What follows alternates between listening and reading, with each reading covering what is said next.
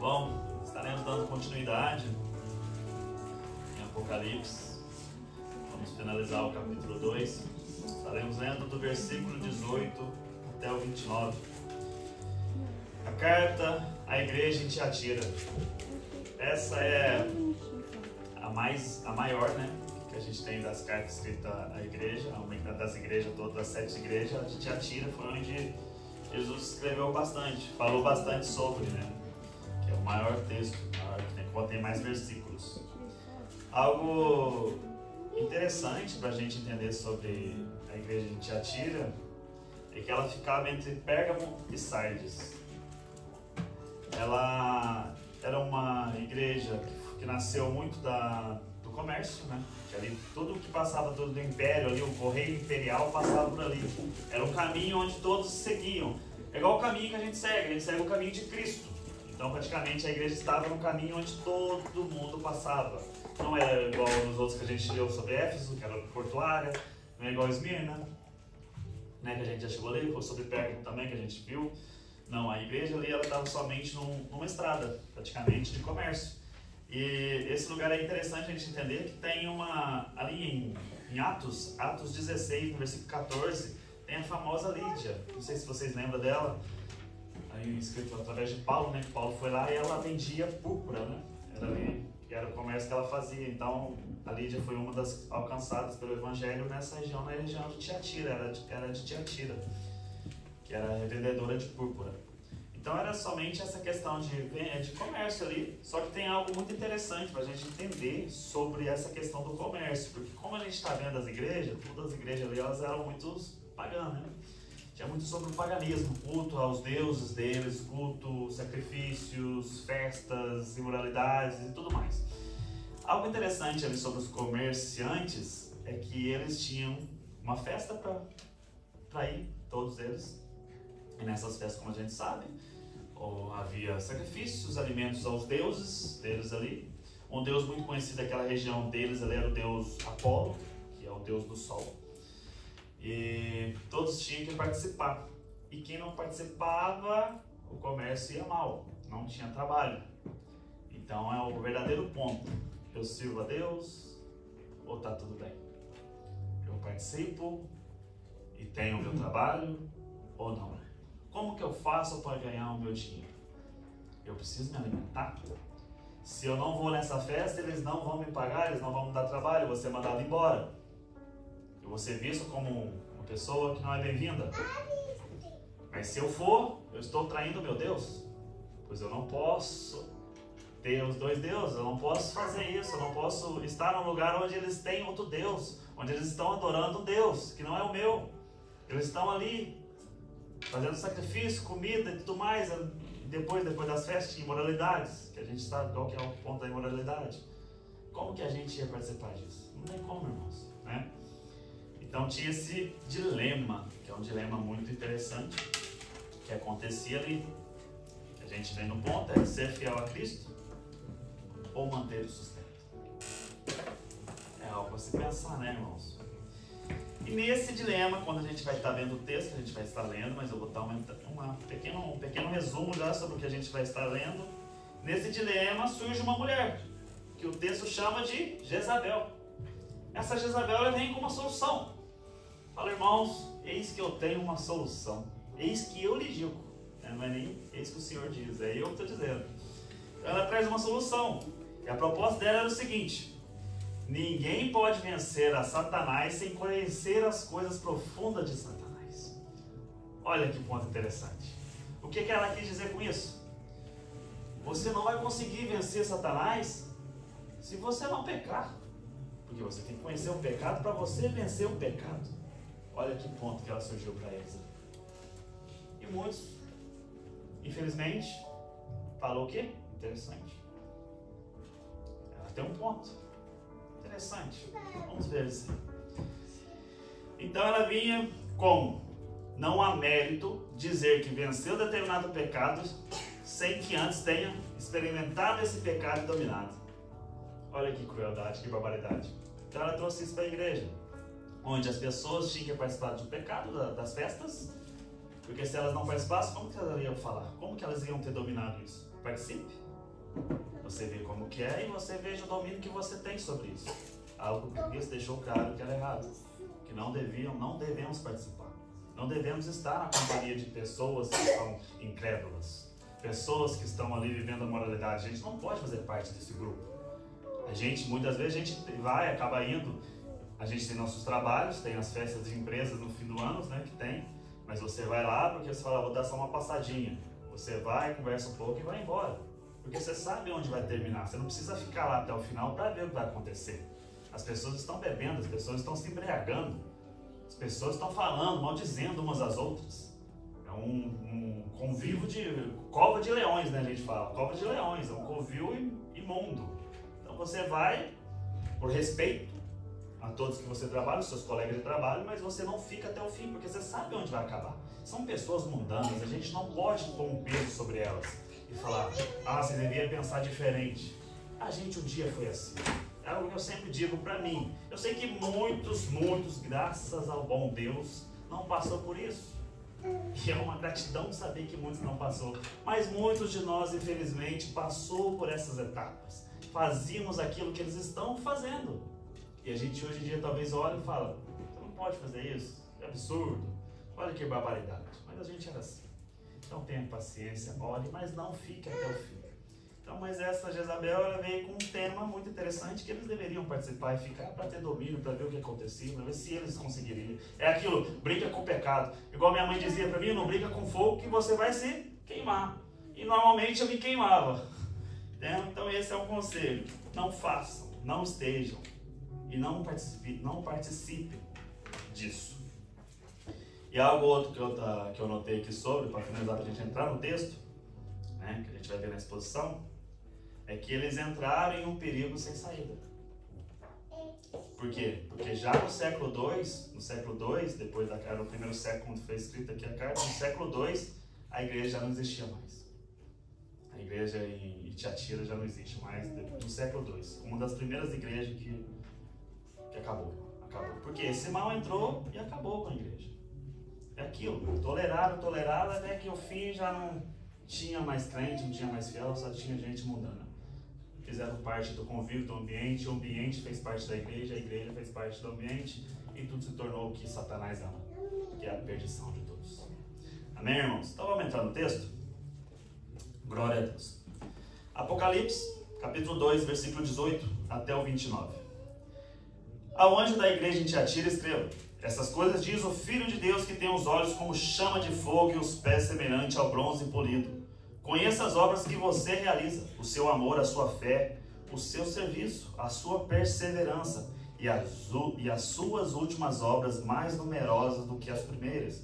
Tenho, porém, contra você o fato de você tolerar que essa mulher, Jezabel, que se declara profetiza, não somente ensine, mas ainda seduz os meus servos a praticar a prostituição e a comer coisas sacrificadas aos ídolos. Dei-lhe tempo para que se arrependesse, porém ela não quer se arrepender da sua imoralidade. Eis que farei com que fique acamada, e trarei grande tribulação aos que com ela adulteram, caso não se arrependam das obras que ela incita. Matarei os seus filhos, e todas as igrejas saberão que eu sou aquele que sonda mentes e corações. Retribuirei a cada um de vocês segundo as suas obras. Digo, porém, aos demais de Tiatira, a todos aqueles que não seguem essa doutrina e que não conheceram, como eles dizem, as coisas profundas de Satanás: não porei outra carga sobre vocês, tão somente conserve o que vocês têm, até que eu venha. Ao vencedor, que guardar até o fim as minhas obras, eu lhe darei autoridade sobre as nações, e com cetro de ferro as governará e as reduzirá a pedaços como se fossem objetos de barro. Assim como também eu recebi a autoridade de meu Pai, e eu lhe darei ainda a estrela da manhã. Quem tem ouvidos, ouça o que o Espírito diz às igrejas. Amém, irmãos? Glória a Deus. Bom, versículo 18. Ao anjo da igreja em Tiatira escreva: essas coisas diz o Filho de Deus, que tem olhos como chama de fogo e os pés semelhante ao bronze polido. a gente vê que Cristo, para cada igreja, ele apresenta de uma forma. A gente volta na igreja de Éfeso, ele escreve: essas coisas diz aquele que conserva na mão direita as 7 estrelas e que anda no meio dos 7 candelabros. É assim que ele apresenta na igreja de Éfeso. Na igreja de Esmirna, ele diz: essas coisas diz o primeiro e o último, que esteve morto e tornou a viver. Aí depois a gente vai na igreja de Pérgamo, ele diz: essas coisas diz aquele que tem a espada afiada de 2 gumes. Então ele sempre vem trazendo algo que todos ali conheciam, para que todos entendessem o sentido da mensagem. E aqui ele vem com algo interessante, que ele diz que tem nos olhos como chama de fogo e os pés semelhantes ao bronze polido. Aqui o fogo. O que o fogo está representando aqui? A gente vai para Apocalipse 19. Apocalipse 19.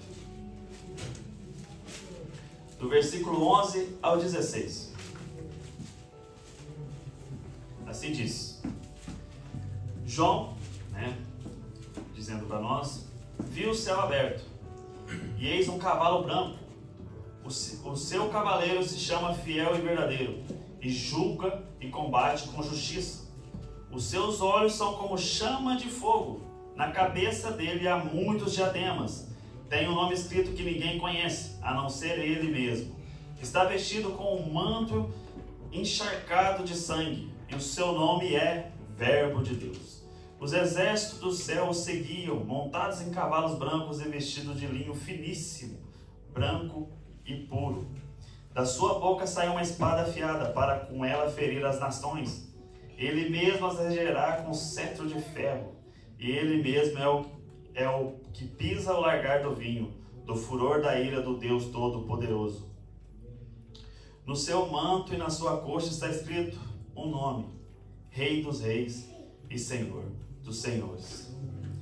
Isso aqui é algo interessantíssimo para nós, porque quem que é essa pessoa? Jesus. É Cristo. É o nosso Senhor Jesus. Então é Ele que tem os olhos como chama de fogo e os pés semelhantes ao bronze polido. Por que ele usa essa expressão como bronze? A gente vê em Êxodo 27 que lá o bronze, o que significa o bronze? O bronze no Antigo Testamento estava ligado ao altar do sacrifício, onde o pecado era tratado. Era a parte ali construída, como que foi construído ali o tabernáculo de Deus, como que foi construída ali a Arca da Aliança, onde colocava o propiciatório, onde estava a presença de Deus. Era com bronze, era revestido de bronze. Essa questão, ele tem os pés de bronze, semelhante ao bronze polido. É a presença do Senhor, é a presença forte de Jesus em nossa vida. Esse é Cristo. Cristo vê tudo. Ele vem nas igrejas, ele vem trazendo algo desde o início. Ele diz em Apocalipse 1, no início, quando ele vem trazendo já para João a mensagem, ele diz, que ele fala: João, as 7 igrejas que estão na província da Ásia, que a graça esteja com você, a paz. E ele fala que ele está com as igrejas na mão dele, os candelabros das igrejas estão na mão dele. Ele tem os candelabros na mão das 7 igrejas, está com ele. Ele está vindo trazer uma mensagem, trazer o quê? Uma exortação para a igreja, para os irmãos. Eu estou vendo o que está acontecendo, eu estou no meio de vocês. Porque depois em Éfeso ele fala: eu estou andando entre os candelabros. Ele já não estava no meio parado, ele estava andando, estava entre as igrejas, estava observando tudo que estava acontecendo. Ele vem trazendo essas mensagens: eu estou vendo, eu estou andando, eu estou falando com vocês. Eu estou falando, eu estou aqui com vocês, eu estou vendo tudo. Mas vocês têm que seguir o que eu falo, o que eu digo, e não o que as pessoas estão dizendo, não o que o mundo diz. É onde muitos de nós acabam se desviando, acaba perdendo o foco, acaba, como a gente diz, errando o alvo. O pecado. A gente erra o alvo. A gente tem um destino, como eu sempre trago aqui para vocês: nosso destino é os céus, é a glória com o Senhor Jesus Cristo. A gente não vem aqui para ficar brincando de ser crente, de ser cristão. Isso aqui não é uma brincadeira, não é um circo que a gente vem aqui entreter alguém, ter entretenimento. Se fosse isso, ia num stand-up de comédia, alguma coisa assim. Amém, irmãos? Aqui é algo sério, a gente está falando sobre a nossa salvação, a salvação da nossa família, a salvação de pessoas que a gente ama, que a gente quer o bem, que a gente pensa nelas, a gente ora por elas, a gente jejua por elas, pela salvação. Não é brincadeira em nossas vidas. A gente não está aqui para brincar. É coisa séria, é Deus. É Deus falando conosco, através da sua palavra. A sua palavra que ela é viva e eficaz, irmãos. É sobre Ele, somente sobre Ele. E é para Ele que temos que pensar, é para Ele que vivemos. A gente tem que viver para Ele. Eu sei que o mundo às vezes nos ilude. O mundo traz as coisas para nos iludir. E o inimigo ele é astuto. Ele sabe de tudo. A gente não dá poder para Ele. Porque muitas vezes a gente dá poder, a gente parece que está colocando Ele no mesmo patamar que Jesus, né, irmãos? E não! Longe disso. Longe disso. Jesus em momento algum batalhou com Satanás. Satanás discutiu ali com ele, teve uma conversa com ele, mas Jesus estava pleno. Jesus falou: quem é você? Eu sou o Criador. Eu sou o Criador. Entende? Então ele sabe, ele quer o quê? Quer nos persuadir com as suas coisas. Igual foi com Adão e Eva, irmãos. Lembremos sempre disso. A queda. E lembremos da restauração que foi através de Cristo Jesus. São os dois pontos primordiais para nós se lembrar. A queda e a restauração. São os dois focos em nossas vidas. No nosso caminho como crente, como cristão. Porque o inimigo ele veio trazendo uma distorção da palavra. A Eva olhou para o fruto e o que? Desejou. É o desejo. É o desejo da nossa carne. É a nossa carne. Muitos de nós que está aqui, a gente sabe disso. E você sente isso. Muitas vezes é difícil vir até aqui, estar aqui na igreja. Principalmente no domingo de manhã. Não são todos, irmãos, que querem fazer isso, que querem estar. É uma batalha. É uma batalha a semana inteira. E a gente só tem um domingo. Eu até conversei isso com o irmão, a gente conversou. A gente pretende mudar, a gente pretende ter mais dias para louvar e honrar o Senhor, para que essa chama não esfrie, essa chama não apague. Porque a gente sabe que é difícil. Para nós não, porque a gente está sempre buscando, a gente está ali, jejuando na palavra, buscando Deus, buscando a orientação de Deus. Mas para muitos é uma batalha interminável. E só um domingo é difícil. E o inimigo sabe disso. Ele sabe que esse crente ele é morno, ele é frio. Está longe de ser um crente quente. E ele vai persuadindo, vai tirando, vai desiludindo ele de vir à igreja. Então chega um domingo, eu trabalhei a semana inteira, trabalhei até no sábado. Eu e domingo, mas não, vou ficar em casa. Tá, tudo bem. Só esse domingo. Só que a gente sabe que você fica um domingo em casa, no próximo também você não vai querer vir. Porque a nossa carne não quer. Nós não queremos. Nós não queremos buscar a Deus, irmãos. Essa é a verdade. Muitas das vezes é um esforço. E a gente sabe. É o que Paulo falava. Paulo, quando ele escrevia, estava nas igrejas, estava ali indo levar a palavra de Deus. Às vezes ele queria falar para as pessoas: por que essas pessoas são assim? Por que elas não são, fervorosas? E Paulo entendeu. Eu sou assim, eu dedico, mas tem pessoas que precisam de tempo. Pessoas ainda estão gatinhando, precisam do leitinho. Já eram para ser mestre pelo tempo. Mas infelizmente ainda tem que estar alimentando. Tem que estar devagar. Por quê? Porque essa é a verdade. Estão deixando as chamas esfriar e Satanás conhece. Ele conhece. E é algo que a gente sabe, a nossa luta é contra ele, é contra o inimigo, não é contra pessoas. Nós não lutamos contra pessoas, nós não estamos numa guerra. Não sei se chamar para a gente ir para uma guerra, aí a gente vai acabar lutando, nação contra nação. Mas até lá não, nosso inimigo é o inimigo. É Satanás. Os seus principados, potestades, são eles nossos inimigos. Mas o maior inimigo nosso é a nossa carne. É nós mesmos. Quando a gente olha, quando a gente pergunta para vocês, quando alguém faz uma pergunta para você: qual é o maior pecador que você conhece? Se você não responde que é você também está indo no mesmo caminho. Porque você se conhece. Você se conhece. Esse é o ponto primordial. Somos pecadores, irmãos. A nossa base para saber que a gente é pecador, a gente precisa de um Salvador, é entender o sacrifício de Deus, que Ele não morreu em vão. Porque se a gente não se considera um pecador, por que Cristo morreu por você? Qual o ato do sacrifício de Cristo Jesus na sua vida? Se você não é um pecador. Então por que Ele teve que pagar o preço pelos pecadores, mas não por você? Porque você não é. Entende o ponto? Essa é a base da nossa vida. É entendermos que somos falhos. Precisamos de um Salvador. temos que precisar dele, temos que entender esse ato, que sem ele não conseguimos avançar.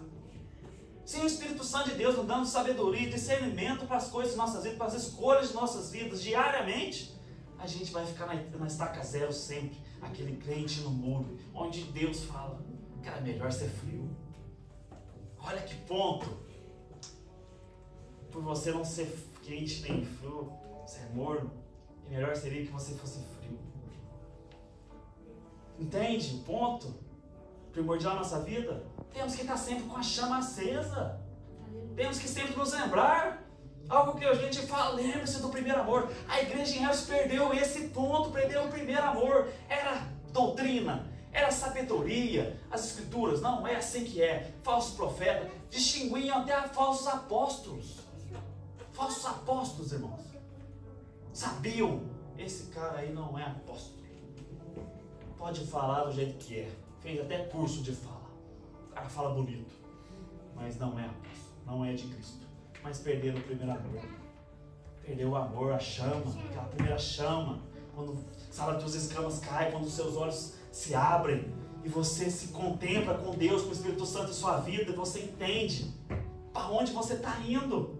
Porque é isso que a gente, quando a gente se converte, é esse o ponto. É sabermos que a gente está indo pelo contrário do que o caminho de Cristo. A gente está indo para onde? Para o inferno. É para onde a gente está indo. E a gente fala, não, eu preciso de Deus, eu preciso de Jesus, eu preciso do Salvador. E a gente começa a nossa caminhada. E aquela chama está acesa, você quer devorar a Bíblia, você quer ler, você quer falar para todo mundo sobre a salvação, você quer falar de Deus para todos. Você fala, não, você tem que conhecer o que eu conheci, você tem que sentir o que eu senti. E essa chama hoje, de onde está, irmãos? Onde está essa chama?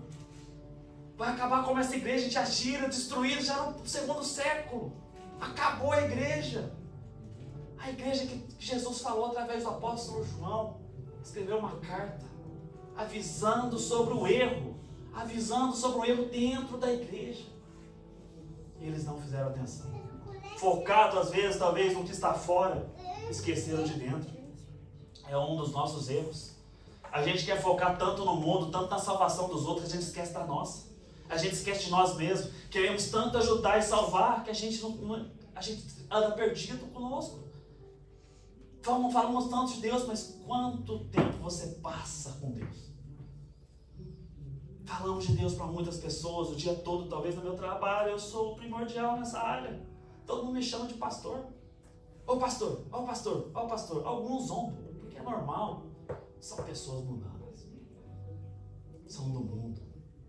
E você tem que tratar como? Com amor. Exortando às vezes, falando. Cuidado, né, com essas brincadeiras. Eu era assim. Olha onde eu estou hoje. Avisa o cara já. Avisa as pessoas já. Entendeu? Que eu era assim. Mas falando a verdade de Deus. Não fazendo o que eles fazem. Pelo contrário. Pelo contrário. Eles vêm fofocar, vêm falar mal, vêm contar mentira. Eu falo. Eles não falam a verdade. Teve um caso que aconteceu agora recentemente, vou trazer para vocês aqui, para a gente dar continuidade, senão vou acabar aqui, são 2 horas hoje, irmão. Hoje eu estou pentecostal aqui na palavra, né? Mas, algo interessante, tem uma pessoa que ela veio e falou uma história para mim, falou uma história para outra, falou uma história para o chefe. E essa pessoa, no final das contas, pediu demissão. Só que falou que estava voltando para Portugal. Mas para outra pessoa falou que arrumou um trabalho aqui. E para mim falou as duas. Eu falei, rapaz, aí você me quebra. Mas aí eu cheguei e falei, o pessoal estava ali, aí um cara comentou comigo, falou o que ele tinha falado. Eu só sempre pontual, chega na pessoa. Esse negócio de ficar falando, chega na pessoa, você vai saber qual que é a verdade. Eu falei, irmão, eu falei, então, arrumou um trabalho aqui, aí já parecia que tremia, assim, que tava, sabe? Ai, o que eu falo? Ele falou, não, arrumei. Eu falei assim, por que você não falou então, a verdade? Por que você tem que mentir, cara? Você mentir como assim? Porque tá todo mundo falando. Hoje todo mundo falou na frente dos chefes que você arrumou um trabalho aqui. E por que você foi falar pro chefe que você ia para Portugal? Entende o ponto da mentira? Porque mentira não adianta. Você mente aqui e logo vai ser revelada a verdade. Porque esse é o nome próprio, mentira. A verdade existe, a verdade. A verdade já vem à tona. que Deus fala, Jesus fala. Não há nada oculto que não venha a ser revelado. Exatamente isso. Aí estava o pessoal ali, depois ele chegou depois perto do pessoal, o pessoal da outra equipe estava ali também. Aí o pessoal já com ironia, porque esse pessoal gosta, né? Sabe o que é? Então, vai para Portugal? Mas já sabia que ele tinha arrumado um trabalho. Aí eles tipo meio assim, eu já estava sem muita paciência para esse assunto, peguei e já cortei o assunto, falei assim, fala a verdade, cara. Todo mundo já está sabendo, eles estão falando isso para zombar de você, para tirar sarro de você, então chega no chefe e fala a verdade. Fala que você arrumou um trabalho, é a tua vida, cara. O que vale é a verdade, para com esse negócio de mentira. Por que tem que mentir? Desde quando mentira é bom? Desde quando mentira é bom? Fala a verdade, você não deve nada a ninguém. Todo mundo ficou quieto, todo mundo ficou em silêncio. Eu falei, ó, o pessoal está ouvindo. Continuar, né? Mas não, e depois ele foi e falou a verdade, tudo aconteceu assim. Mas algo que eu queria falar é a verdade, tem que ser verdade, tem que ser dita, parar com esse negócio de mentirinha. Mentirinha não existe, é mentira. Isso vai só afundar a gente mais e mais. É o que Jesus sempre falou, Jesus escreveu, quando os fariseus estavam ali. A gente tem o João 8,44, que é o versículo onde eu sempre falo, sempre falei para vocês, já trouxe isso também para vocês, que ele é dito, vocês são filhos de Satanás, porque ele é o pai da mentira. Ele é chamado de várias coisas, mas somente uma coisa ele é chamado de pai, que é da mentira. Então se a gente mente, a gente é filho dele, não é filho de Deus. Ainda mais para nós, para as pessoas do mundo, até que eu entendo. São pessoas que não conhecem a palavra de Deus. Elas vão mentir. Eu entendo. Não tem verdade nelas. Mas em nós tem que ter a verdade. Tem que ter cravado em nós a verdade. Nós temos que andar com a verdade em nossas vidas. Temos que ser verdadeiros. Temos que refletir isso de Cristo. As pessoas têm que olhar para nós e entender, falar assim, eu vou conversar com essa pessoa porque eu sei que ele vai dizer a verdade, independente do que eu acho que ele tem que dizer. Ele vai me dizer a verdade. Talvez eu queira ouvir algo para me aliviar um pouco, mas essa pessoa ela vai me falar exatamente o que eu tenho que ouvir. É isso que temos que ser na vida das pessoas. É dizer a verdade, não importa como. Não importa como. Quem é que não lembra o dia que eu fui chamado, na minha primeira semana, fui chamado no escritório e acabou uma pessoa sendo despedida? Por conta disso. Que ele ameaçou uma pessoa e depois chegou no escritório e falou que não tinha ameaçado. E perguntaram para mim. Eu fiquei um dilema na minha mente. Por quê? Porque eu sabia que o que eu falasse ia prejudicar a pessoa. Eu ia mentir, prejudicava eu. Entende? Eu mentia, eu falei, sou filho do diabo. O que eu falei? A verdade tem que ser dita, irmão. Consequência na vida. É a consequência. Aquele ato que a gente faz vai ter uma consequência para a nossa vida. Independente. Então, cabe a nós escolher as consequências. Agir com responsabilidade, porque vai ter uma consequência. A mentira que a gente conta vai ter uma consequência. Tudo tem uma consequência na nossa vida. Então, quando me perguntou, ele sabia o que eu ia dizer. Ele pegou, já saiu, foi embora, foi pedindo demissão. E o chefe falou, tá, o que aconteceu? Eu falei, ele realmente ameaçou. Realmente houve ameaça. Entende? Depois todo mundo ficou chamando de juiz no trabalho e tal. Eu falei, cara, é verdade. Não importa. Eu tenho que falar a verdade. Eu errei já no trabalho, coisa séria, lá trabalho com tinta, custa muito dinheiro. Teve uma máquina que eu errei, lancei errado, teve que jogar o produto fora, falaram para mim que ia ser mais de 30 mil de prejuízo. Se fosse uma pessoa que não é cristão, com certeza era mentiria. Falar, eu pus o programa e a máquina mudou sozinha, eu pus o programa e aconteceu. Eu fui sincero, gente. Cheguei ali no chefe e falei, eu acabei errando. O que a gente pode fazer? O erro já está feito. Ele falou, sabe que isso aí acaba. Sabe que você tinha 300 e tantos quilos no produto, vai ser jogado fora, eu não sei se vai conseguir reutilizar, mas só aí tem mais de 30 mil francos. É dinheiro, né? Mas enfim, graças a Deus, a verdade foi dita, eles entenderam, me chamaram minha atenção, fazer mais atenção, mas tá tudo certo. É lógico que eu fiquei com gelo, né? Vou ser despedido. Mal comecei a trabalhar. Mas, enfim, entende? Deus protege. Por quê? Porque a gente contou a verdade. Talvez se eu tivesse mentido, eles me mandariam embora. Talvez essa seria a minha consequência. A gente tem que andar com a verdade, irmãos. Temos que andar com a verdade e entender, igual aqui está sendo dito para essa igreja, que Deus ele tem os olhos de chama de fogo. Ele vê tudo. Ele está presente em tudo. Ele está entre nós. Amém, irmãos? O Espírito Santo de Deus está entre nós e tem que estar conosco na nossa vida. Somos templo do Espírito Santo. Então, o que fazemos com o templo do Espírito Santo? O que estamos fazendo? Qual a conexão que estamos tendo com Deus?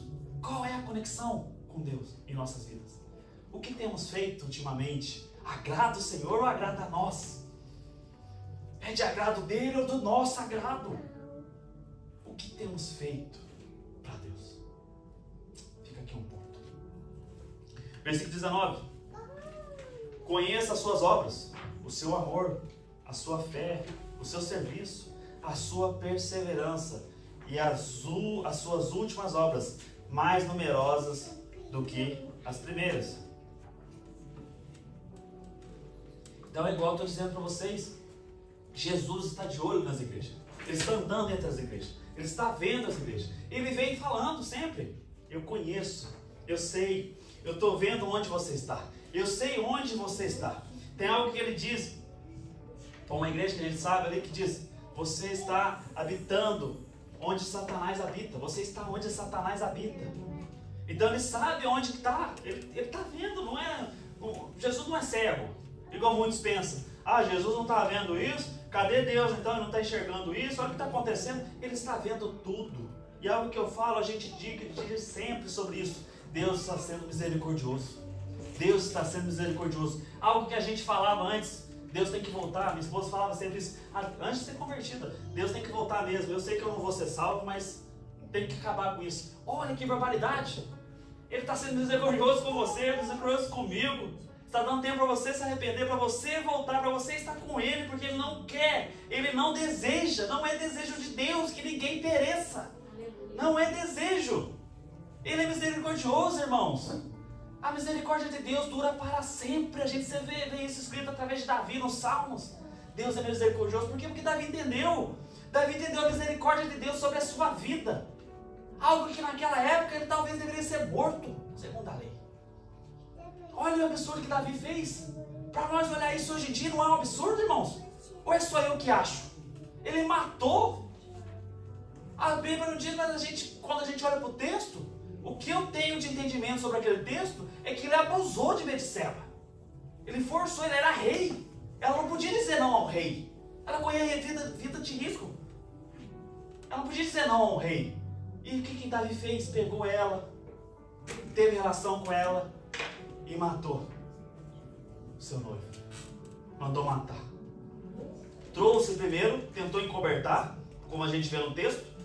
Tentou fazer de tudo para que... É Urias o nome dele, irmãos? Me corrija, é Urias, né? Amém.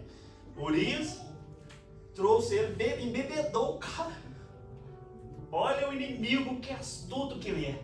Ele entrou em Davi, ele estava presente na vida de Davi, ele presente. E Davi era o quê?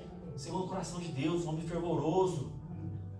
Mas o que? Ele deixou persuadir, deixou uma brecha na vida dele. Tinha uma brecha ali. E o inimigo usa isso na nossa vida. A gente pode ser fervoroso do jeito que for. A gente é fervoroso, tem um espírito, está no espírito, está na chama, glória a Deus. Mas se a gente não vigiar, o inimigo é astuto. Ele sabe o ponto fraco nosso. Ele conhece a gente. E a gente entende o ponto fraco de Davi ali. Mulher. O que um rei devia estar fazendo naquela época? O Israel estava em quê? Em guerra. Por que um rei, normalmente todos os reis, quando a gente vai ler, quando eles entraram em guerra, eles estavam junto com o povo na guerra, junto com o seu exército. Davi estava onde? No palácio. No seu castelo. O inimigo achou perfeito. Viu Betseba ali? Não estou fazendo nada, né? Deixa eu chamar ela. Sabia, Davi fez. Aconteceu, Davi fez e ainda tentou encobertar. E esse é o mal nosso. A gente sabe que é errado e a gente faz, a gente tenta cobertar. Só que a gente esquece. Porque Davi, naquela hora ali, estava pensando só no momento aqui, ó. Que nós vê, que nós enxerga. Só entre nós aqui. Então só vivendo aqui no nosso convívio. Por quê? De vocês eu consigo esconder. De vocês eu consigo ser uma pessoa. Na frente de vocês eu sou quem eu sou aqui. Mas em Deus? Como que a gente é para Deus? Deus está vendo tudo, Deus estava vendo tudo. Mas Deus deixou Davi seguir. Vai, vamos ver até onde você vai chegar. Eu sei onde você vai chegar, porque Deus sabe tudo, irmãos. Nada está fora do alcance de Deus, nada está sem o controle de Deus. Deus tem o controle de tudo. Soberania total de Deus. Mas Davi foi indo, mandou matar o cara. Trouxe primeiro, bebedor, o cara não dormiu, a gente vê. Que ele não dormiu com a Betseba, não esteve com a Betseba, ele tentou depois, não deu certo. Falou, né, agora tem que fazer um negócio assim. Vou mandar uma carta já pro cara lá pro líder do exército. manda ele na linha de frente.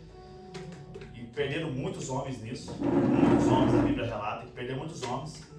O chefe do exército líder sabia que Davi ia ficar bravo quando foi dar a notícia. Mas falou o quê? Fala para ele que Urias está morto. Porque ele vai ficar bravo, mas você diz, Urias pelo menos está morto. Então Davi ficou sabendo que Urias estava morto. Ó, aliviado era Davi. Nem vou falar bênção, porque né, repreendido, né, irmãos? Mas ele falou, consegui fazer o que eu queria. Convertei o meu erro. Daí vem um profeta, Natan, o nome dele. Chega até, mandado para lá para Davi. Deus falou com Natan, do erro de Davi. Natan embolou algo na cabeça dele, porque muitas vezes a gente tem que, Deus entrega algo. Agora você, como você vai chegar até lá, aí a gente tem que dar os passos, né? Deus está ali orando, está ali jejuando, em oração, oh Deus me ajuda, eu preciso sair dessa crise financeira da minha vida. Deus vai lá e um cara liga pra você. Então tem um trabalho pra você, liga pra esse número. Aí você continua, Deus me ajuda. Irmão, liga o número. Entendeu? Deus já fez a parte que foi dar o número pra você ligar. Pega e liga. Então isso é o que acontece. Natan vai lá, traz a parábola da ovelhinha e tal. E quando sabe, fala que é Deus. Só que algo interessante de Davi é essa misericórdia que ele entendeu. Por quê? Porque quando ele soube, caiu, ele entendeu o mal que ele fez. Ele falou simplesmente o quê? Me tira tudo. Me tira tudo. Mas só não me tira a tua presença. Esse é um homem, irmãos. Por mais que a gente olhe, por mais pecaminoso que seja o seu caminho, que ele tenha feito, o que ele fez. Quando ele entende, quando ele entrega a vida, quando ele se arrepende, a gente tem que dar glória a Deus. Tem que saltar de alegria. Um pecador arrependido, entendeu o seu erro, a sua crueldade, a sua maldade, entendeu acima de tudo que Deus é misericordioso. Não importava ele sobre riqueza, sobre palácio, sobre rei. Falou, me tira tudo. Pode me tirar tudo. E é isso que temos que entender. É essa misericórdia, irmãos. É essa misericórdia de Deus. É isso que Jesus está falando com as igrejas. E ele fala até hoje, essa carta é para nós, irmãos. Cuidado para onde vocês estão indo. Eu estou vendo tudo. Eu vejo tudo. Não adianta. Ele vê tudo. Ele é Deus. Ele é o Senhor, irmãos. Ele é o Senhor. Versículo 20 e 21. Agora vem a contrapartida. Tenho, porém, contra você o fato de que tolera Jezabel. Essa mulher que se declara profetiza, com seus ensinos ela seduz os meus servos, levando-os a praticar a imoralidade sexual e a comerem essas coisas sacrificadas aos ídolos. Dei-lhe tempo para que se arrependesse. Ela, porém, não quer se arrepender da sua imoralidade. Aqui o ponto principal para a gente entender é que Jesus chama a atenção da igreja. Ele não chama a atenção da Jezabel, porque já chamou, a gente vê que ele disse. E já deu tempo para ela se arrepender. Mas ele chama a atenção das igrejas. Ele fala o quê? Vocês toleram essa mulher que se declara. Vocês toleram essa mulher. E o que a gente está vendo nos dias de hoje, irmão? Muitos de nós estamos tolerando falsos profetas nos púlpitos, onde trazem tudo de experiência, tudo do mundo, porque você consegue, você vai, você é o melhor. Se você não tem riqueza, você está com brecha. Onde já se viu isso? Olha que absurdo. Se somos pobres, então não estamos com o Senhor? Só os ricos? Olha que absurdo. E a gente está tolerando, a gente está indo e dando glória a Deus nessas igrejas. Oh Senhor, como eu te amo, esse teu profeta deu uma palavra para mim que eu vou ser rico. Ele é teu profeta. A gente não consegue entender que essa não é a palavra de Deus. Não tem discernimento. A nossa alma está clamando tanto por riqueza que a gente não consegue entender qual é a nossa riqueza maior. É a graça do Senhor na nossa vida. É estar em comunhão com Deus, irmãos. É saber que independentemente de tudo a gente tem Ele. Ele é a nossa coluna. Ele é a nossa base. Ele é a pedra angular de nossas vidas. É Cristo Jesus. É Cristo. Nada está nos faltando. E o que falta Ele vai colocar em nossas vidas, irmãos. Paremos de buscar falsos profetas. Paremos de tolerar isso. Paremos com isso, irmãos. Busquemos a palavra, jejuamos na palavra, lemos a sua palavra, entendamos a sua palavra. Paremos de dar oportunidade para a carne, porque a nossa carne ama, o que a nossa carne quer, o que a nossa carne deseja, e sim o que o Espírito precisa. Começamos a alimentar o Espírito, entender, é sobre Ele, não sobre mim, é para Ele, não para mim. Qual é a vontade dEle e não a minha? Oração do Pai Nosso, irmãos, que seja feita a sua vontade e não a minha. Jesus, quando estava ali orando, que Ele diz, afasta-se de mim este cálice, mas que seja feita a sua vontade. É esse o ponto primordial em nossas vidas, irmãos. É a vontade dEle, é Ele, para Ele e por Ele. Nada é nosso, nada é eu. A gente sabe que por nós mesmos, como a Nicole diz, pelas obras, por nós mesmos, a gente vai embora tobogã para baixo. Mas através dEle a gente alcançamos, através dEle conseguimos, através do Espírito Santo de Deus conseguimos ter comunhão com Deus, porque sabemos, entendemos que Jesus Cristo é o nosso Senhor e Salvador. Ele virá, irmãos, Ele virá e Ele vai vir. Mas até lá, irmãos, eu peço para vocês que estejam com o olho nele. Olhem para a cruz, olhem para a cruz, olhem para o sacrifício de Deus por nós. Olhem para Jesus, irmãos. Olhemos para Ele, olhemos para Ele. Não que seja indesejoso ter desejos por prosperidade, uma prosperidade melhor para sua família, mas qual é o ponto dessa prosperidade? O que está em seu coração? O que está fervoroso em seu coração? É realmente ajudar a ter dinheiro para você, ter uma família, mas algo melhor para vocês ali, para ajudar os irmãos, para ajudar os outros? Ou é algo somente para você, o ego eu? O que é que está em seu coração, irmão? O que é que você está alimentando? O que estamos alimentando?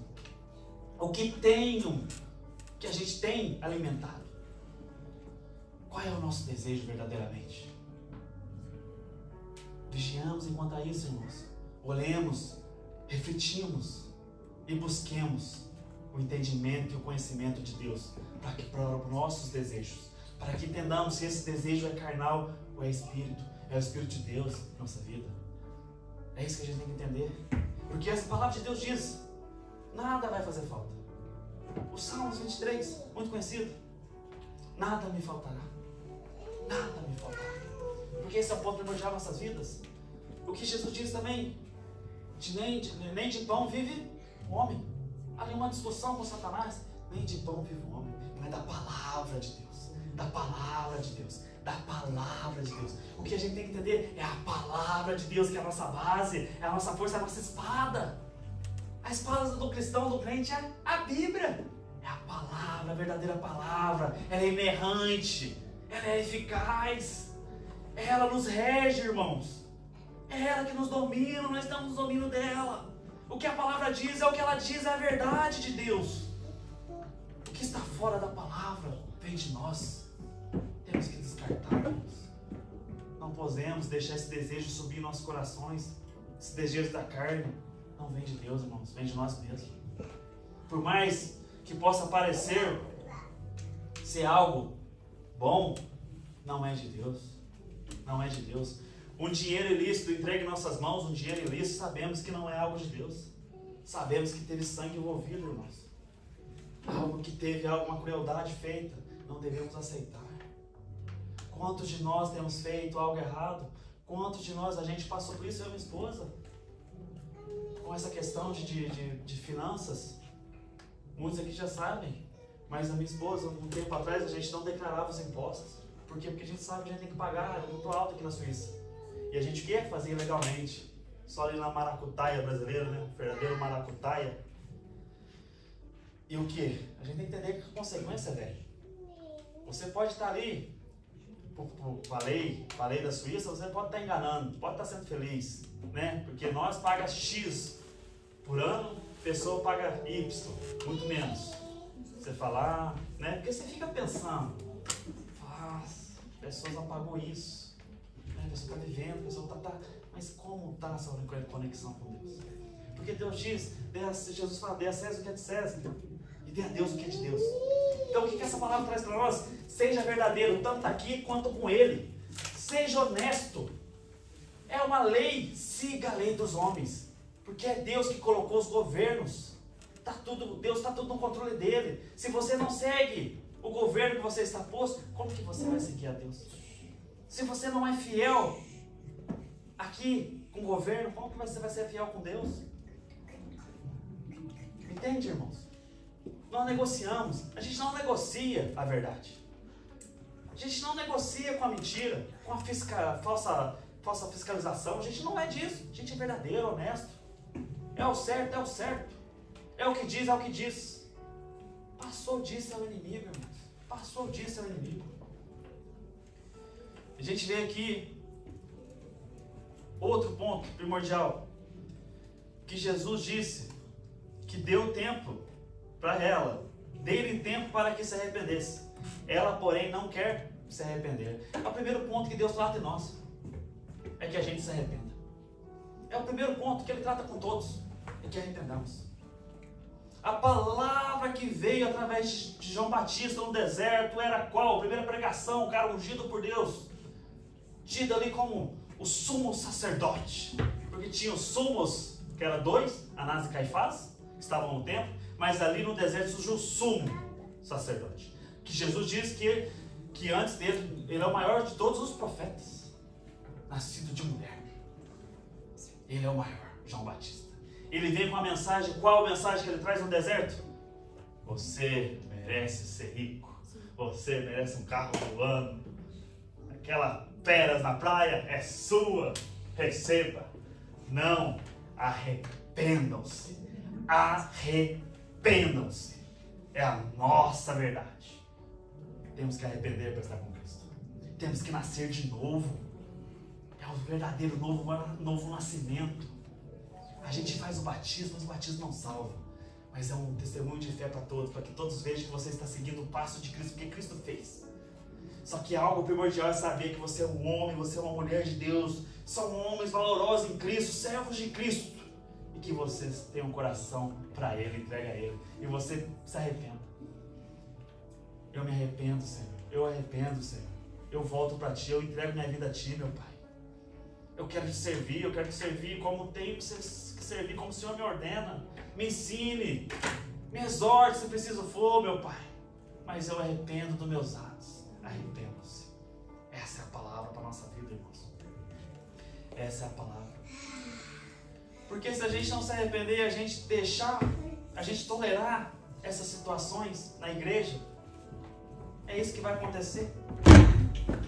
É isso que acontece. O que acontece? As pessoas começam a fazer exatamente aquilo que ela ensinou. Jezabel ensinou eles que eles podiam participar dessas coisas, que podiam fazer essas coisas. E as pessoas com pouco discernimento acabou seguindo o conselho dela. Então Jesus vem com a mensagem dizendo: vocês estão errados. Vocês estão errados. Ela errou. Eu já dei tempo para ela se arrepender, mas ela não quer se arrepender. Ela não quer se arrepender. Por quê? Porque muitas vezes esse tipo de coisa traz lucros. É igual a gente vê, quando a gente escuta hoje em dia algumas pregações, igual cujo dito para vocês, falsos profetas, os apóstolos hoje em dia, o que é o ponto primordial deles? Eles fazem aquilo porque dá lucro. Dá lucro para eles. Eles não estão fazendo para Deus. Eles estão fazendo para eles mesmos. Eles estão vendo, estão conseguindo enganar. Tem ali os falsos cristãos, né? Os mornos, digamos assim, os frios, mornos, que estão indo atrás só do quê? De coisa para eles mesmos, do ego deles mesmos. Então eles não estão preocupados com Deus, servir a Deus. Eles estão preocupados com a vida deles. Eu tenho que ir na igreja hoje receber. Tenho que receber de Deus. Eu orei a semana inteira, Deus fala comigo. O cara chega ali, já solta uma labareda ali no cara ali, fala: sei, irmão, sabe? Sei que você está passando. Deus vai te livrar, vai te dar vitória. Você terá vitória. Aí, né, você está naquela... Orou talvez por cima de vitória.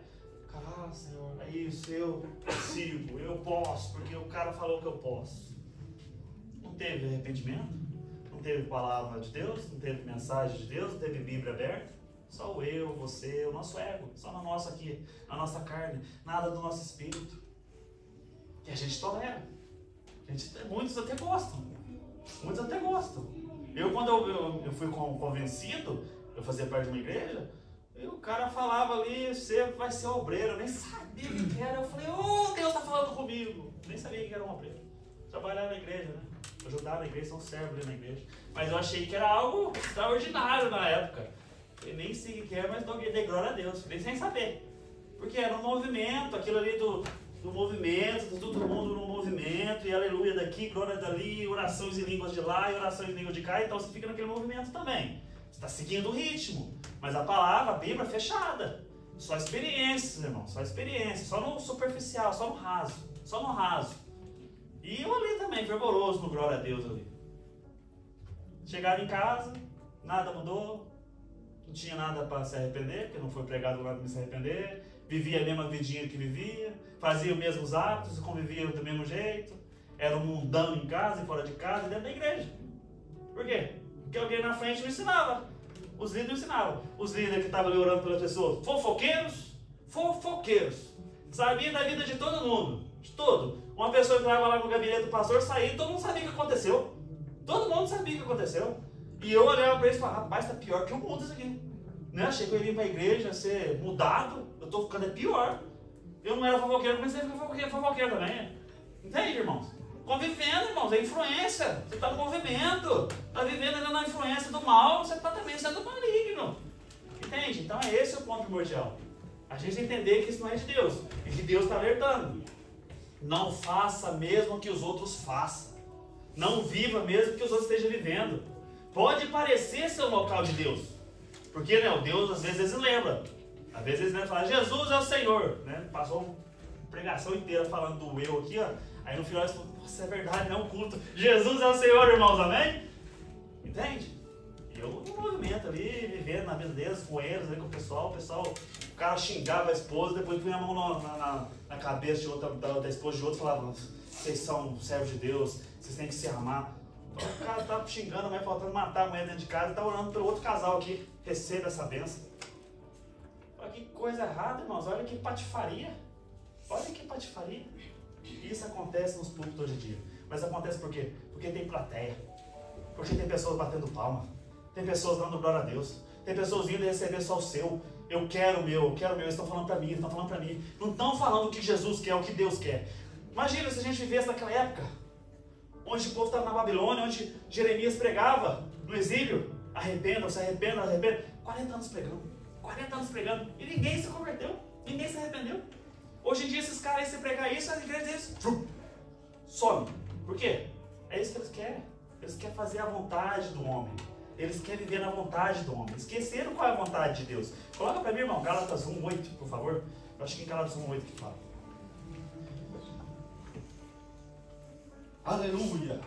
Hoje é peteca, né, irmão? Obrigado, irmãos. Mas ainda que nós, ou mesmo anjo vindo do céu, prega a vocês um evangelho diferente daquilo que temos pregado, que esse seja anátema. Passa para mim, o próximo é o 9, é o 10, acho que é o 10. É o 10. Por acaso eu procuro agora o favor das pessoas ou o favor de Deus? Ou procuro agradar as pessoas? Se ainda estivesse procurando agradar pessoas, eu não seria servo de Cristo. É esse o ponto que temos que entender. Se a gente está procurando agradar pessoas, a gente não está servindo a Deus. Porque o que quando a gente serve a Deus, qual que é o agrado de Deus? Que a gente tenha um coração quebrantado, que a gente se arrependa, que a gente vive a sua verdade, não a nossa. Que a gente volte para o caminho estreito. Que a gente consiga passar na porta estreita. Mas se a gente faz a vontade do homem, a porta é larga, o caminho é largo. Essa é a vontade de Satanás. Que muitos líderes hoje em dia estão seguindo, estão pregando o que o homem quer ouvir, não o que Deus está falando. Irmãos, Jesus está voltando. É algo que eu sempre vou falar e sempre vou dizer. Estejam preparados. Estejam com as suas lamparinas acesas. Estejam com o azeite guardado de reserva. Esteja com a sua luminária acesa. Essa chama que você tem em seu coração, não deixe ela apagar. Que ela não se apague, meu irmão. Por mais fraco que pareça ser, consiga alimentar ela, consiga pôr lenha nela, que ela vai crescer, meus irmãos. Que ela vai crescer, meus irmãos. Porque Jesus vai voltar. e para muitos virá como um ladrão, porque não estão esperando. Mas eu creio e eu acredito que vocês que estão aqui hoje estão esperando pela volta de Jesus. Amém, meus irmãos? Amém. Glória a Deus, meus irmãos. Glória a Deus. Aleluia. Versículo 22 e 23. Eis que farei com que fique de cama e trarei grande tribulação aos que com ela adulteram, caso não se arrependa das obras que ela incita. Matarei os filhos delas, e todas as igrejas saberão que eu sou aquele que sonda a mente e coração, e darei a cada um de vocês segundo as suas obras. Olha que coisa incrível. Deus falou que a Jezabel não queria se arrepender das coisas que ela estava incitando o povo a fazer. Ela não queria, porque era do agrado dela. Estava ganhando, estava tudo bem. É aquilo, eu estou vivendo na moralidade, mas eu estou com Deus. É o verdadeiro hipergraça. Quem nunca ouviu falar da hipergraça?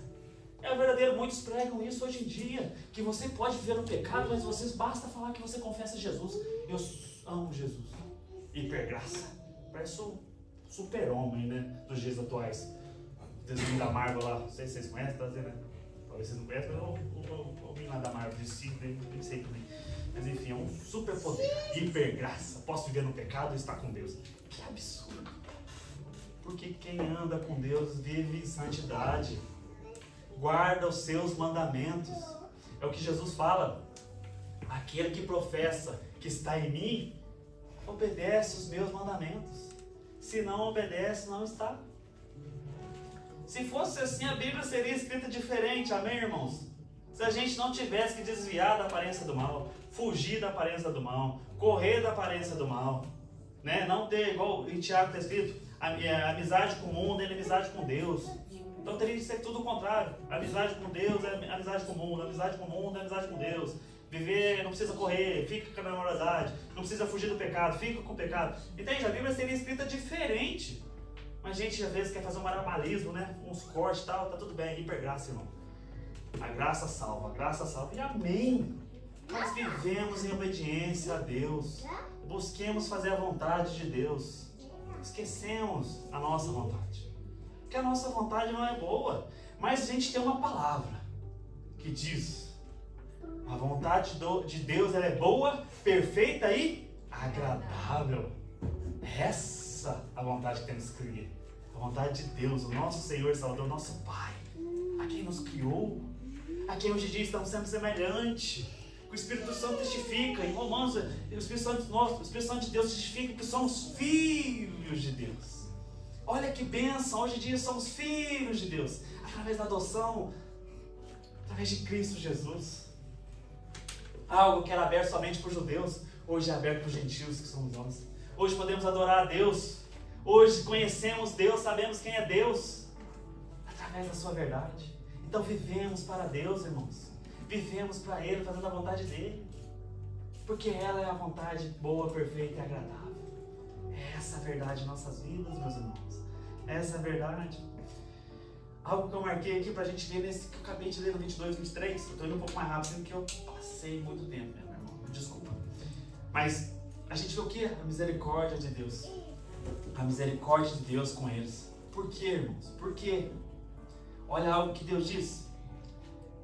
Falou para Jezabel no 21, agora está falando no 22. Eis que farei com que fique de cama para ela, e trarei grande tribulação aos que com ela adulteram. Por quê? Porque os pessoal estavam seguindo ela. Caso não, se arrependa. Misericórdia. Misericórdia. Porque Deus não fala assim, eu vou fazer isso mesmo, vai ser isso assim, porque estão seguindo ela, tá tudo bem. Vão morrer com ela, vai ficar de cama todo mundo. Não. Jesus só dá um aviso. Caso não se arrependam das obras que ela incita. Deus está dando mais uma vez a misericórdia para as pessoas. Se arrependam. Porque eu sou misericordioso.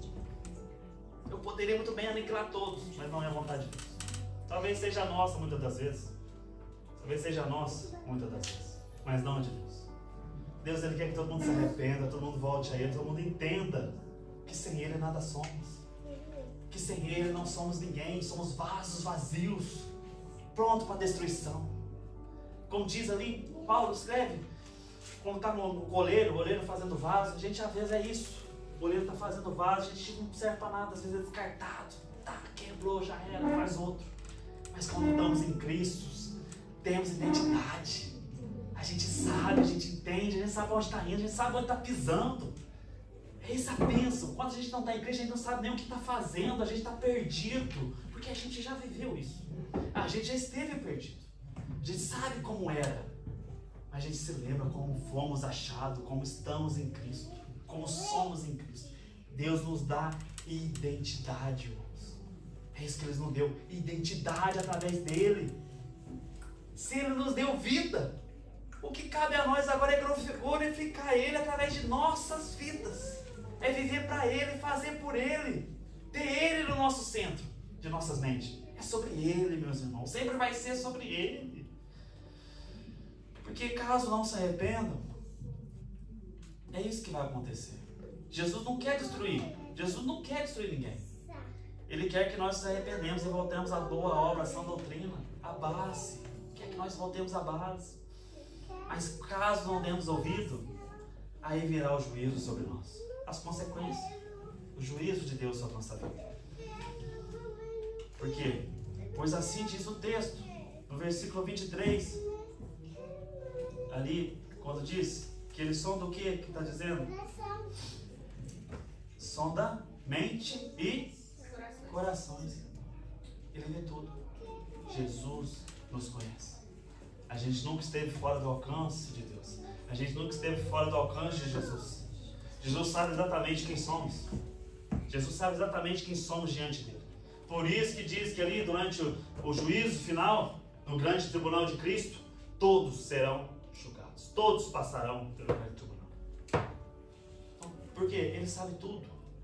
Não é uma pessoa que vai estar no tribunal igual você chega hoje em dia no juiz, no tribunal, e ali você põe a mão, muitas vezes a gente tem que pôr a mão na Bíblia, né? Antigamente eu acho que põe a mão na Bíblia e jurava, né? Falar a verdade, somente a verdade. Hoje eu nem sei se é assim.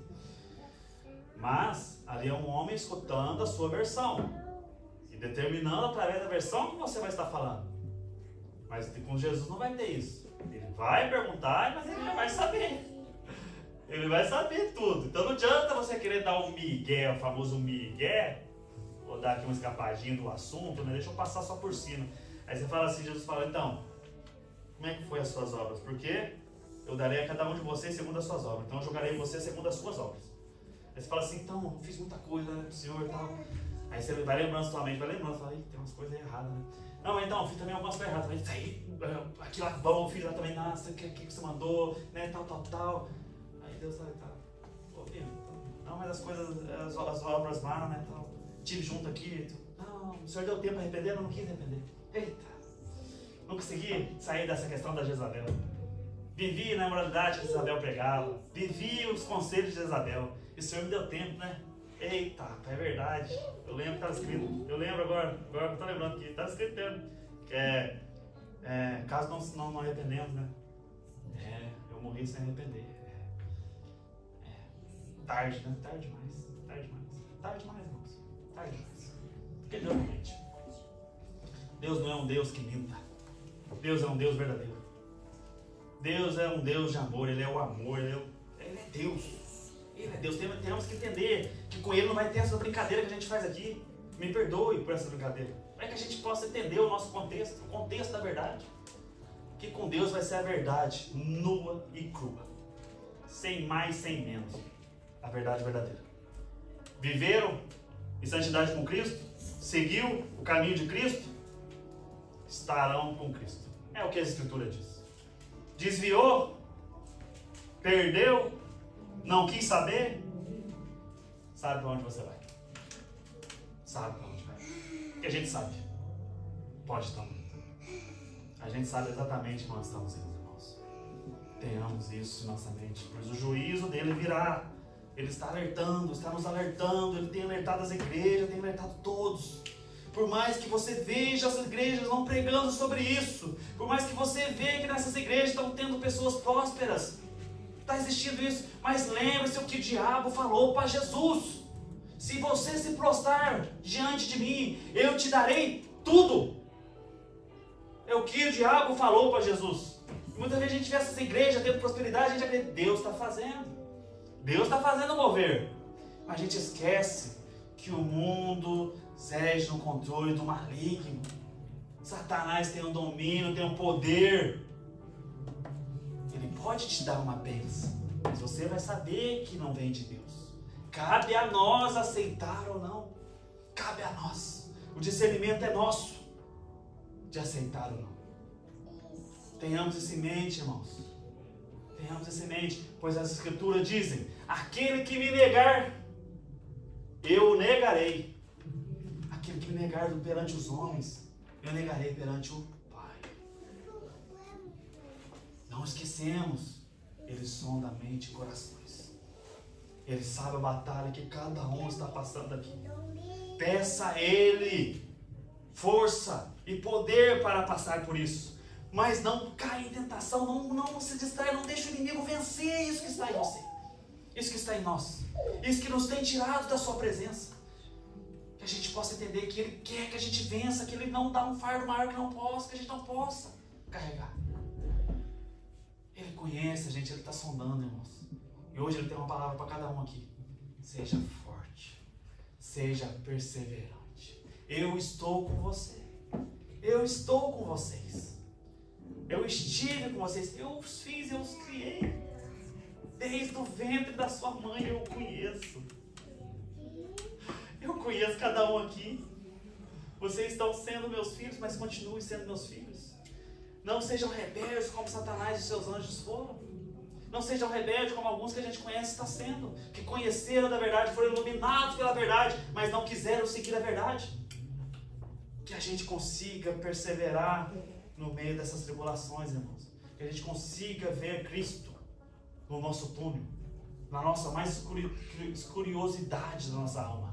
Que a gente possa entender que Ele é a luz do mundo. Ele é a luz do mundo. É algo que Ele deixou para nós, que Ele falou que vocês são luz do mundo. Algo que Cristo, Ele é a luz e Ele deixou para nós. Que a gente também é luz. Então sejamos luz através de Cristo Jesus, irmãos. Vamos ver se eu finalizo, né? Versículo 24 e 25. Digo, porém, aos demais de vocês, de Tiatira, a todos quantos não têm essa doutrina e que não se conheceram, como eles dizem, as coisas profundas de Satanás. Então a gente vê aqui que as coisas eram de Satanás mesmo, irmãos. Não é o verdadeiro nada a ver. É Satanás puro. Outra carga não porei sobre vocês. Então somente conservo o que vocês têm até que eu venha. Então a gente vê que Cristo dando essa mensagem, Ele não trouxe essa mensagem para todos. Não é todo mundo da igreja que está vivendo isso, irmãos. A mensagem não é para todos. Tem para alguns grupos. E a gente vai ver a divisão que eu fiz, lendo, estudando essa carta, estudando essa mensagem, que tem 3 grupos dentro dessa igreja. E qual que é o grupo? O primeiro grupo, do verso 20. Os que toleram. Vocês toleram essa mulher falsa profetisa de Jezabel. Os que estavam tolerando. Depois a gente tem um segundo grupo. Também está lá no versículo 20. Os que praticavam o que ela dizia, o que ela ensinava. E depois o terceiro grupo é aqui onde a gente viu agora. O verso 24. Que tem os fiéis.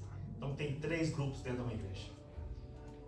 Algo que eu tenho refletido e que eu falo sempre quando alguém me pergunta: como vai a igreja? Como está a igreja? Eu falo, tem 3 respostas para isso. A mesma coisa aqui, por isso que isso aqui entrou tanto em mim que eu anotei, gente. Isso aqui eu tenho anotado, eu trouxe para essa mensagem. Porque falou muito comigo essa mensagem. Eu espero que falem com vocês, que tenham falado com vocês. Que é uma pergunta que eu recebo. Muitos líderes já receberam essa pergunta também. Como vai a igreja? Como é que está a igreja que você faz parte? Como é que está indo? E eu sempre respondo: a igreja vai bem, a igreja vai mais ou menos, e a igreja vai mal. Porque a gente tem que ver e olhar como está a igreja. Por quê?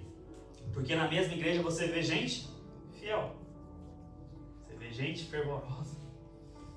Você vê gente à beira do abismo. Você vê a pessoa que está ali na beirada. E você vê gente no abismo. É exatamente isso que Jesus disse. Jesus passou para João. João estava falando para a igreja: eu estou vendo gente fiel. Estou vendo gente prestes a cair no abismo. Vejo gente no abismo. Gente que está praticando o abismo. Isso a gente vê. Porque tem gente que é fiel a Deus, que mantém a sã doutrina. Tem gente que negocia essa doutrina aos seus belos prazeres. Tem gente que segue o que é bom para você. E tem gente que já caiu nas malhas da heresia. Já segue as heresias alheias de hoje em dia. Onde você é o centro, você é o filhinho querido de Deus, faz o que você quiser, você vive no pecado e está tudo bem. Essas são as heresias de hoje em dia. E a gente tem visto isso pregados nos púlpitos e pessoas dando glória a Deus, porque é fácil, é muito mais fácil a gente seguir as nossas vontades e achar talvez que está tudo bem, achar talvez que Cristo está em nós, porque eu falo dele, mas eu não vivo o que eu falo. Esse é um ponto primordial dos fariseus antigos, que Jesus falava: vocês põem uma carga super alta em todos, mas vocês mesmos não seguem. Vocês falam, mas vocês não seguem. Isso está acontecendo hoje em dia, onde pessoas estão pregando, tem que ser forte, mas o primeiro passo, a primeira dificuldade a pessoa já deixou, e depois vem aqui na frente e fala de Deus para vocês, que vocês têm que ser fervorosos, vocês têm que jejuar, vocês têm que orar. A pessoa nem ora, a pessoa nem jejua, a pessoa nem lê a Bíblia, mas você tem que ler, irmão. Não é para mim, eu já conheço Deus, você ainda não conhece, entende? E tem pessoas que caíram nessas heresias, está vivendo já nesse abismo, um abismo. Por quê? Na mesma igreja tem gente que leva Deus a sério, em santidade. Tem gente que está no fio da navalha em cima do muro. E tem gente que está vivendo dentro da igreja e no mesmo tempo na prática do pecado e da imoralidade. O Senhor Jesus Cristo sabe distinguir quem é quem. Eu não sei, irmãos, às vezes. Por isso que eu faço essas três respostas. Vai bem, mais ou menos, e mal. É o que eu falo. É o que eu falo. Porque a gente vê através dos frutos. A gente conhece através do fruto. Mas eu não posso julgar se eu não conheço. Mas Cristo conhece. Cristo conhece. Ele sonda a mente e coração. Ele sonda cada um que está aqui. E ele, algo que tem na parábola, quem não lembra, ele virá por quê? Ele vai separar quem? O joio do trigo. Quem vai fazer a separação é Jesus. Não eu, não você, mas ele. Então até lá, irmãos, mantenhamos firmes nele. Posso dizer, não me leva a mal, deixemos de ser joio, passamos a ser trigo. Amém? É esse o ponto principal. Deixemos de fazer as coisas do mal, do maligno em nossas vidas. Passemos a fazer a santidade de Cristo. Sejamos semelhança de Cristo. Seguimos o caminho de Cristo, irmãos. É isso que a gente precisa. Refletir Cristo através de nossas vidas. Não somente falar, mas viver principalmente. Pois falar muitas das vezes é fácil. Mas e o viver? E o viver? Você já viveu para ver? Você já sentiu? Você teve um derramar do Espírito Santo na sua vida? Você fez essa pergunta: eu sou convertido ou convencido? É uma pergunta muito séria e muito certa a se fazer nos dias de hoje. Porque de nada adianta você falar: eu sou convertido, eu frequento a igreja milésimos de anos, mas se você só tem uma convenção do que é ser convertido, você vive a moralidade sexual, vive a moralidade das práticas imundas e acha que está tudo bem, está em Cristo, você nunca foi convertido. Porque a partir do momento que a gente é convertido, a gente tem a conversão através do Espírito Santo, discernimento, a gente já não faz, a gente não tem prazer em fazer, não deseja fazer, e é isso o derramar do Espírito Santo. Mas a gente não pode dar brecha, a gente tem que continuar fervoroso, a gente tem que continuar igual Paulo diz para nós: sejam vigilantes, orem sem cessar, não dê brecha, não deixa brecha, porque o inimigo é astuto, irmãos. Ele é astuto, ele nos conhece, ele coloca qualquer obstáculo para tirar nós da presença de Deus. Ele coloca qualquer obstáculo, ele pode colocar, mas desviemos desses obstáculos e busquemos ele. É sobre ele, é sobre ele, é sobre ele. Ele que virá separar o joio do trigo, ele que vai salvar e levar, julgar as pessoas. Mas Jesus apresenta como aquele que conhece cada um que está ali na igreja. A gente sabe, a gente viu, não era todos. Nos versículos a gente viu. Do mesmo modo, quando ele se apresentou para o profeta Elias. Quem lembra quando ele se apresenta para o profeta Elias? Eli em Reis. Eli já estava um pouco deprimido com tudo. A Jezabel queria matar depois de tudo que ele fez não chover. E depois queria matar ele ficou triste, foi para baixo da árvore. E ele falou: somente eu permaneci. Somente eu. Todos morreram, ele achava que todos os profetas tinham morrido. Já não existia mais gente ali em Samaria. crente, fervorosos a Cristo, a Deus. Ele triste ali, se perguntando, somente eu fiquei, somente eu permaneci, somente eu. E Deus fala o que para ele? Ainda tem 7.000 remanescentes que não se curvaram a Baal. Que não se curvaram a Baal e a Será. Tem 7.000. É isso que temos que entender, irmãos. Teremos que ser os remanescentes. Temos que ser a verdade. Essa é a nossa verdade. É sobre isso. Por quê? Voltemos lá atrás, irmão. Coloca para mim o versículo 19. Para a gente voltar. O que Jesus veio, como que Jesus apresentou essa igreja. Ele não chegou já jogando tudo isso. Vocês vão se arrepender, vocês vão tudo morrer, vão pôr vocês na cama, vocês vão ver só o que eu vou fazer com vocês. Não chegou já, né? Como quando você é pai, eu espero que não, mas quando ele tem que ser, né? Vai chegar e falar assim, se você fazer isso, você vai apanhar. Eu vou te bater, né? E eu bato mesmo, né? E bate mesmo. Mas não. Jesus chegou falando o que para eles? Conheço as suas obras. Eu conheço você. Eu conheço vocês. O seu amor. Conheço o amor de vocês. A sua fé. Eu conheço a fé de vocês. O seu serviço. A sua perseverança. E as suas últimas obras. Mais numerosas que as primeiras. Ele só fala para essa igreja, é isso, irmãos. Isso que é triste, de saber que no segundo século já não existia essa igreja. Porque só para essa igreja que Jesus fala isso. Que as obras deles, as obras agora, eram mais numerosas do que as primeiras. É somente para essa igreja, olha que bênção que era isso. No meio de um caos, dentro e fora. As obras deles ainda eram mais numerosas que as primeiras. Dentro de um caos. E diz isso aqui só para essa igreja, irmãos. Mas algo para a gente pontuar, era uma igreja que estava realmente crescendo. Realmente crescendo, porque ele diz, mais numerosa do que as primeiras. Diferente de Éfeso, como eu citei, que perdeu seu primeiro amor. Aqui eles tinham amor, e amor em dobro. Tinha fé em dobro, suas obras em dobro, o seu serviço em dobro, a sua perseverança era dobrada. As suas últimas obras eram o dobro. Mas como eu citei, irmãos, com crescimento vem também os problemas a ser tratados. Com crescimento vem os problemas a ser tratados. Se não é tratado, acontece exatamente isso. A gente começa a tolera essa pessoa fazendo assim. Na verdade, eu não sei se vocês lembram, mas a professora falava para mim na época de escola, que eu era um aluno um pouco bagunceiro, né? Aí falava que eu era sementinha do mal. Porque eu era uma pessoa fazer bagunça e ia atrair os outros para fazer bagunça e todo mundo fazer bagunça comigo. Sementinha do mal era eu. Então aqui é exatamente esse o ponto. A professora me tolerava dentro da sala de aula em vez de me tirar, e eu fazia da sala de aula um caos. Então o que a gente tem que fazer? Chegar na pessoa e falar assim, se converta, rapaz. Se converta, meu irmão. Volte a Cristo.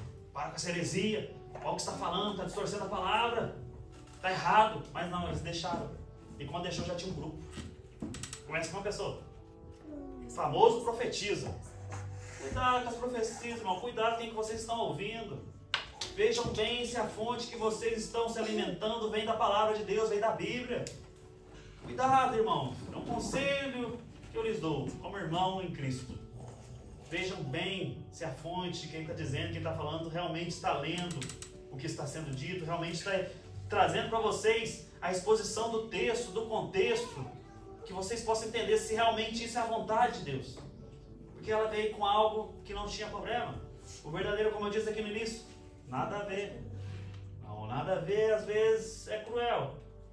Acredito eu, não vou estar lá para ver em nome de Jesus, e nenhum de vocês. Mas o inferno deve estar cheio de gente dizendo nada a ver, nada a ver e nada a ver. Porque o nada a ver às vezes pode custar a nossa alma, a nossa vida e a nossa presença com Cristo. Tenhamos essa sabedoria, esse discernimento sobre nossas vidas, irmãos. Desviemos desse caminho maligno que Satanás está impondo, e Satanás impôs aqui para esses irmãos. E que Cristo trouxe a mensagem de salvação para eles, e muitos deles não quis ouvir. Porque muitos de nós não querem se arrepender dos nossos atos, dos nossos pecados. E queremos conviver com esses pecados achando que estamos com Cristo, achando que está tudo bem. Achando que está tudo bem. Mas não. Cristo vem nos exortar e que a gente possa ser exortado pela sua palavra. Não porque o que eu digo, não porque o que eu falo, mas o que Deus fala através de sua palavra. O que Ele está dizendo em nossos corações. O que Ele está pedindo para nós. É esse o ponto em nossas vidas. Como eu disse, algo primordial, que agora eu anotei aqui, irmão, Gálatas 1:10, que eu ia falar agora, tá vendo? Que é aquilo que Paulo diz: acaso procuro eu agora o favor das pessoas ou de Deus, ou procuro agradar pessoas? Se eu ainda estivesse agradando as pessoas, não seria servo de Cristo. Exatamente esse o ponto. A gente vai desagradar as pessoas, irmãos? Olhemos para Cristo, olhemos para Deus, olhemos para Jesus, olhemos para os profetas, olhemos para os nossos irmãos. Eles não agradavam ninguém. Eles só traziam uma mensagem, onde a mensagem dizia que você não vale nada. Às vezes você tinha muita riqueza, você tinha dinheiro, você tinha fama. Naquela época, você era bem visto, você era bem conhecido. Ele trazia uma mensagem onde você não é nada, você não vale nada, você não tem conhecimento, você não é ninguém, você ainda não conheceu a verdade. Não é uma mensagem boa de se ouvir, irmãos. Não é uma mensagem agradável aos nossos ouvidos, a verdade. Mas morreram com a verdade. Morreram pregando exatamente o que Cristo, o que Deus ordenou. A verdade, somente a verdade. Eles não se importavam, nem com eles mesmos. A gente às vezes tem uma mentalidade tão pequena, que a gente não percebe, isso passa despercebido. Mas quem não lembra, tipo, Paulo chegou pós Pedro. Paulo esteve na morte de Estevão, esteve presente na morte de Estevão. Mas Pedro andou com Cristo. Pedro andou com Cristo. Para ele foi dito: apacenta minhas ovelhas. Para ele foi dito: você é a rocha, você é a igreja, você, através de você pode, Pedro, você vai, você me ama, Pedro, você me ama. Deus falou para ele porque Pedro tinha negado. Pedro negou. E ali Deus vem restaurando Pedro. E Pedro começa a obra. A obra estende. Pedro pegava para os judeus, que achavam que a salvação é somente para os judeus. Só que depois Deus abre um véu para ele, mostrando que a salvação é para os gentios, para todos. É onde Paulo estava sendo enviado. Na primeira vez que Paulo e Pedro se encontram novamente, estavam ali Pedro presente, Paulo, os gentios, e chegam os judeus. Chegam alguns judeus se convertidos. Pedro, como ninguém, e Barnabé também presente. Opa, chegou os judeus, que estão os gentios. Ó, sentou na outra mesa, né? Deixa eu disfarçar que eu estava comendo com eles. Paulo vendo aquilo, Paulo falou para Pedro: você não entendeu nada. Você não entendeu nada. Que diferença há entre nós e os gentios? Que diferença há entre os circuncisos e os incircuncisos? Qual a diferença? Não tem mais diferença. Jesus rasgou o véu. Esse é o ponto. Pedro, se fosse, né, alguém assim, ia falar assim: filho, eu estava aqui muito primeiro que você. Eu andei com ele. Você não está entendendo. Mas não. Ali, Pedro recebe a exortação de Paulo. Ele está certo. Ele está certo. Eu errei. Paulo, que ele me exortou, que é verdade. Cristo veio para todos. Cristo está no alcance de todos. Não existe mais separação entre judeu, grego. Não existe mais. Somos todos um só através de Cristo. Por isso que nós chamamos, por isso que nós falamos: você é meu irmão em Cristo. Porque somos um só nele. Ele é o cabeça. Nós somos os membros. Ele é o dono da igreja. Não existe essa de eu sou dono da igreja, irmãos. A igreja é minha. A igreja é minha nos cambal. A igreja é minha. Quem falar isso pra vocês, você tem que dar um tapa, uma bofetada na cabeça. Acorda, ó, desiludido. A igreja é tua, não. A igreja é de Cristo.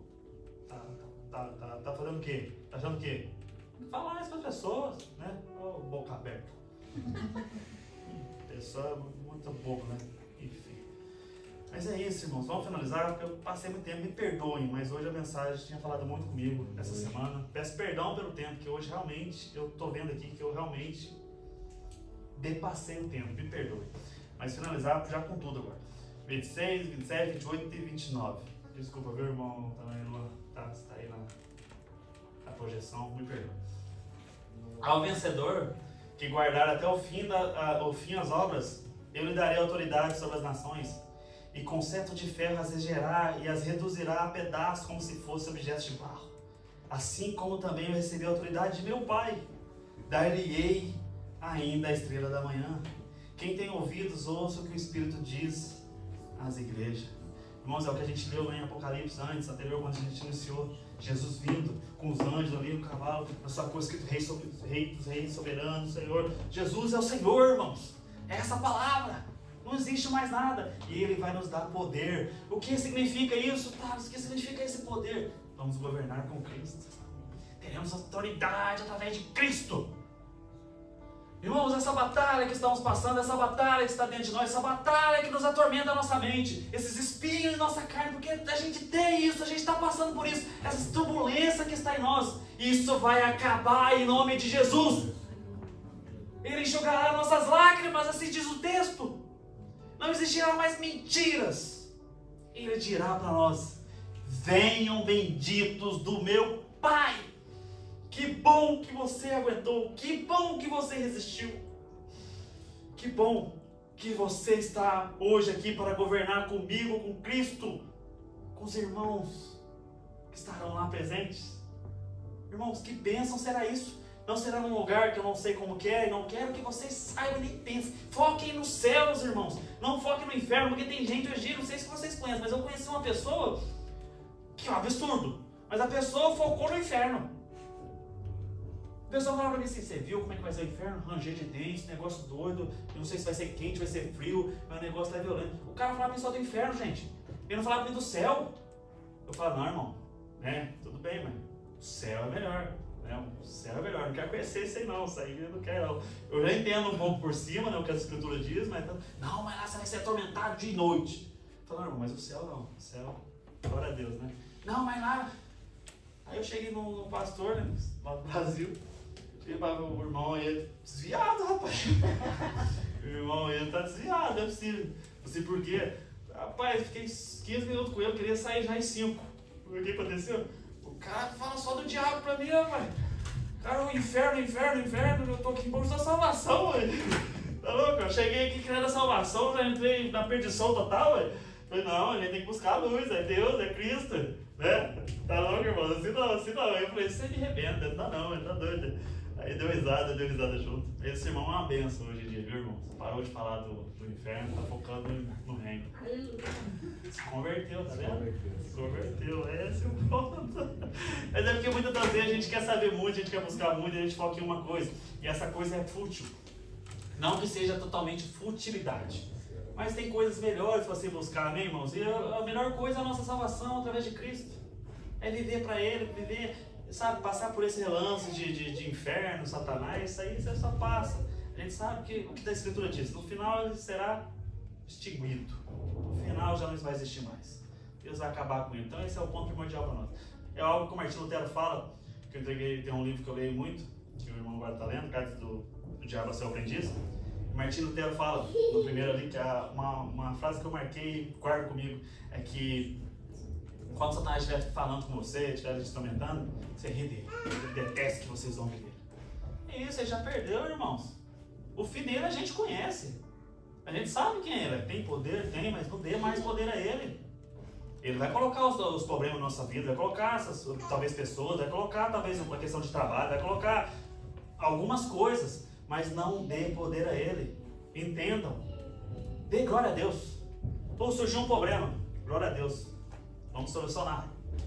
Tá difícil, mas é Deus que está no comando. É Deus que comanda a minha vida.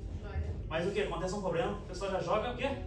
Satanás, vagabundo, oh, maldito, cão, esse cão. Às vezes, é o Espírito Santo tentando dar força para você, tentando deixar mais forte, você só está jogando pro lado do inimigo. Mas não, irmão, sejamos fervorosos, entendendo que tudo que passamos, igual Jó, tudo está no controle de Deus. É Deus, é Deus, é Deus, é Deus. Amém, irmãos? Amém. Glória a Deus, nos coloquemos de pé. Aleluia.